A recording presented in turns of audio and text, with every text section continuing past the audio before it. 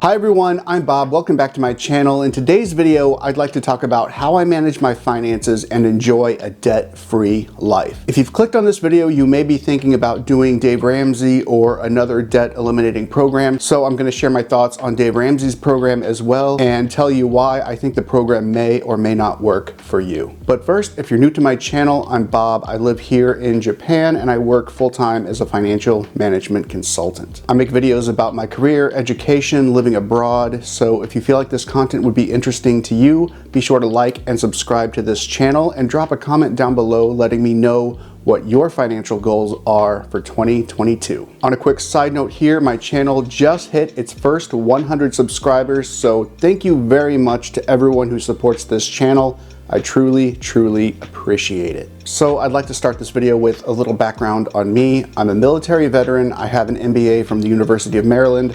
I've worked for my consulting firm for the past 2 years, and I make a six-figure salary annually. Now, I say that with an asterisk because although my salary I get from my job is less than six figures, I make up that difference in what I get back from my investments. Mainly investments through my 401k and my brokerage account. And like I mentioned before, I am debt-free, so I'm going to share in this video a little bit about my personal spending philosophy. But first, I'd like to discuss my thoughts on the Dave Ramsey program. Now, I love Dave Ramsey. I love the whole crew. Dave, Rachel, Ken.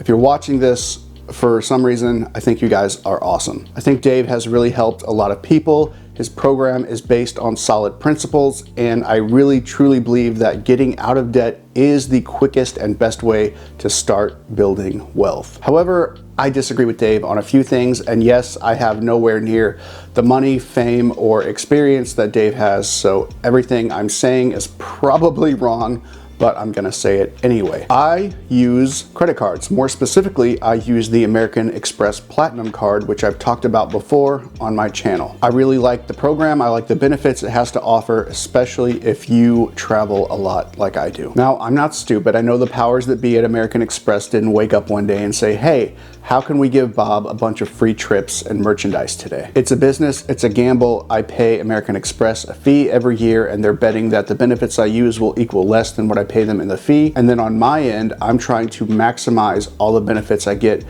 being a part of the program, trying to get my money's worth out of what I pay Amex every year in order to get these benefits. On credit cards, I also disagree with Dave Ramsey that credit cards make you spend more. Mostly, I use my Amex for recurring purchases like my internet, my phone bill, etc. I also use it for any large purchases I'm going to do like electronics or travel or furniture, but most of the time my card isn't even in my wallet, it actually sits in a drawer. Also, I have the habit of paying off my balance every week, so every Friday morning before I go to work, I open the Amex app and I pay off whatever my current balance is. I've had my card for 4 years and I have not paid any money in interest or late fees to American Express. I've always used credit responsibly, and I don't put anything on credit that I don't have the money to pay for immediately. Another thing I disagree with Dave on, and this is somewhat related to finance, is education. Now, I know why Dave is so down on education. That's because 9 out of 10 callers on his show have over $100,000 in student loans, and some don't even have a degree to show for it. But student loans are just one of many options to pay for school. So I worked my way through school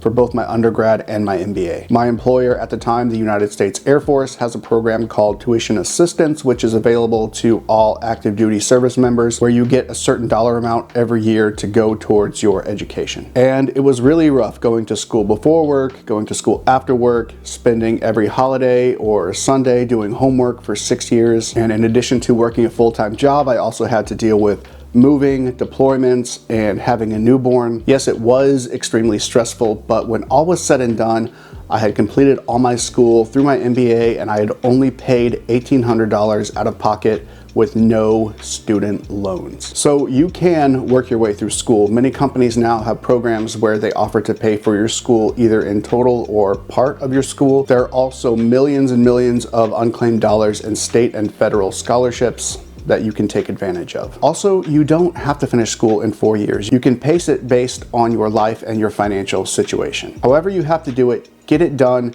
Just don't bury yourself in debt in order to get a degree. So shifting gears here, these are my personal financial philosophies, kind of the 3 rules that I live by in my life. Number 1, do not ever finance a car. Yes, new cars are cool and shiny and they've got all the bells and whistles, but when you buy a new car on a loan, what you're really doing is you're signing up to give a bank $500 to $600 a month every month for the next 5 to 6 years for something that's going to rapidly go down in value. The car I drive is 14 years old. I paid $3,500 in cash for it. It came with a 2-year dealership warranty, so far I have not paid any money in maintenance for the vehicle. And that $500 to $600 a month that I would be spending on a car payment, I put it into my brokerage account so that it can go to assets that will grow in value rather than rapidly decrease in value. Rule number 2, I don't buy what I cannot afford. I live below my means, but I don't live below my standards. So when I spend money, I really think about what it is I value and what value the thing I'm purchasing will bring into my life. For example, last year I spent a lot of money on a brand new M1 iMac, which I really love. I knew that with teleworking and video editing, it was something that I was going to get a lot of use out of and use it every day. Along the same lines, I have an iPhone 11, I think, so it's 3 years old. It's covered in scratches, and the processor in it is ancient compared to the new phones that are coming out today.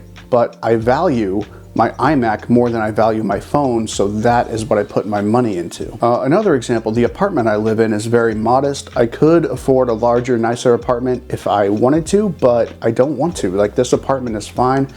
It provides us everything we need, and I think the rent that we pay is pretty reasonable. The point I'm making is I set my standard first and then base my spending on standards. I don't base my spending on what other people think my standard should be. And rule number 3, live a minimal life. I really appreciate the principles of minimalism and simplicity. You can really focus on what's important and you're not distracted by things and decisions. So don't keep more than you need and don't buy more than you need. I think right now the world has a really bad culture of consuming and wanting to look cool on Instagram or social media, but I really feel that simplicity is best. It gives you discipline and peace of mind, and once you get used to having less, I feel like it's very liberating. I've only just started my journey into minimalism, but so far this year, I've gotten rid of 10 huge bags of trash, and I've sold or donated 2 big car trunks full of things that had just been sitting in my closets or around my house for the past few years. So I still have a ways to go, but I try to find ways to incorporate minimalism into my life every day. So having said all that, going back to the start of this video,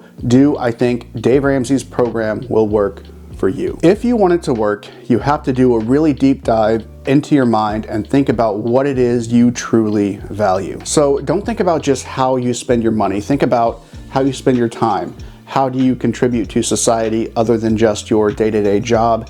And think about the things and behaviors it was that got you into debt in the first place so that you don't make all these sacrifices and end up right back in debt when you're finished with the program. Remember what Dave always says, it's more of a mental game than a numbers game, so take care of the mentality piece and the math will take care of itself. Well everyone, that is my video for today. I hope you enjoyed it. If you want to reach out to me for any life or career advice, I will put links to my LinkedIn and my Instagram in the description box below. Thank you all so much for watching, and I will see you in the next one.